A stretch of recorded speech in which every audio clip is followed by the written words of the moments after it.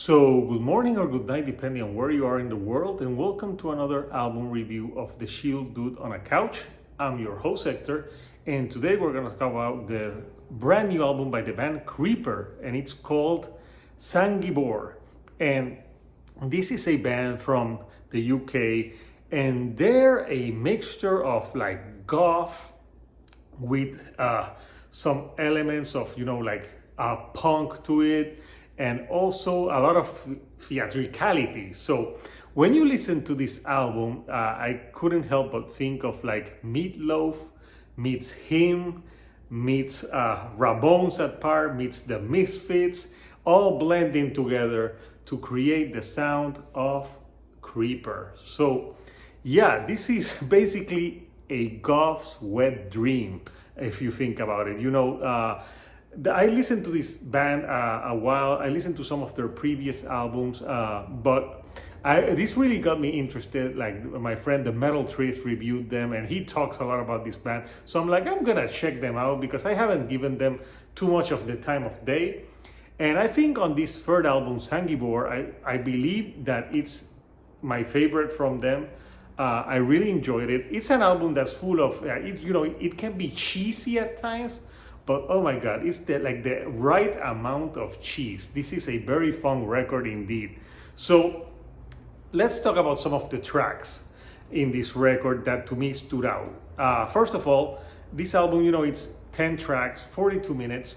It starts with a song called Further Than Forever. And this is like a 9.5 minute opener. And on this song, the band goes all over the place with theatricality, some really over-the-top singing that really reminded me of Meatloaf. I thought, is this Bat Out of Hell number 3? Like this could really have been on a Meatloaf album.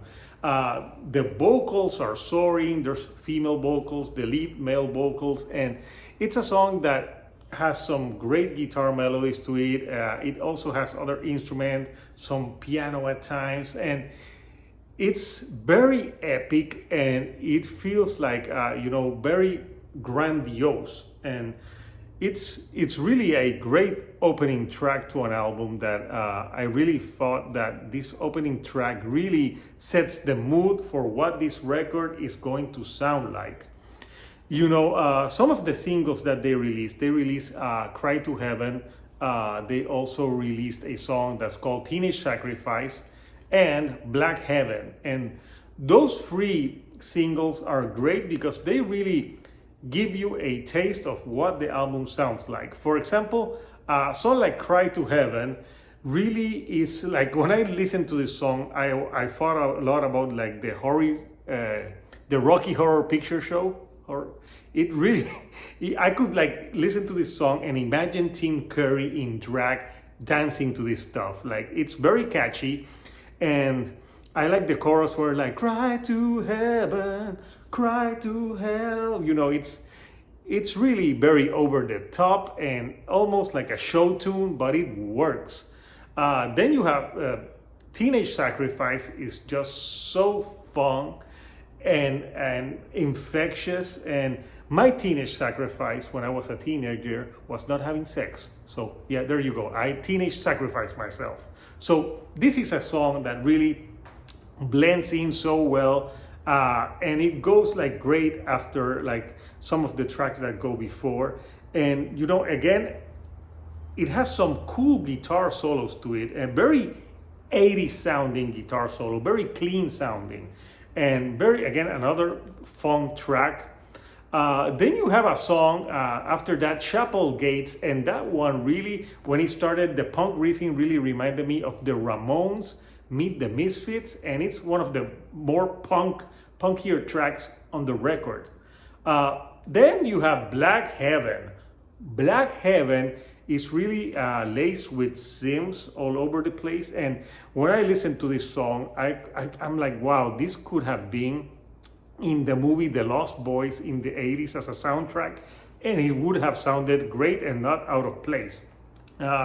Again, the singing of the male and the female go hand in hand, and really When the female sings, I think it gives different layers to the songs. And again, I got that meatloaf comparison of like like I would do anything for love, but I won't do that. But yeah, this one with the Sims also has some of the Cure to it as well. So great track altogether. Other standout tracks to me, I like Sacred Blasphemy. That one's really more a little bit like more faster at times, but again with that 80s flair. The Ballad of Spook and Mercy, that one's like more like I thought of that like a Halloween type of song, like something that you would hear in the Haunted Mansion and stuff like that. But really, you know, it's cheesy, but the right amount of cheese. And the album ends on a very great piano-driven track called More Than Death. And you know, there's been some very bad songs in piano this year. I'm looking at US from Puddle Mud.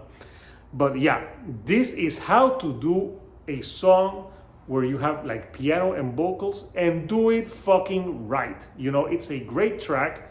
The vocals here, like it sounded like Elton John meets Billy Joel, but during My Chemical Romance.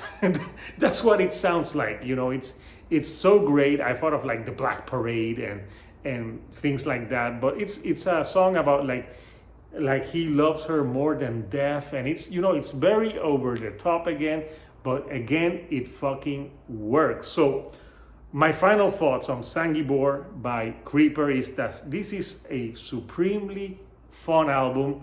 Musically, this is like My Chemical Romance meets Meatloaf, and you know, with some show tunes to it, and you got this album, you know, great music all around, and it's very fun record. Some people maybe put off saying like, this is too cheesy for me, I can't handle this. But if you're open-minded, please check out Sanguivore by Creeper, because it's one of the most funnest record of the year. So what are your favorite tracks from Sanguivore by Creeper? Comment, I would really want to know. And if you like the videos that I'm putting out, do not forget to give me a like, and do not forget to subscribe. I have more content on the way. So until next time, this is Hector, the Shield Doing a Couch, and I'll see you right here on the couch. Thank you and good night.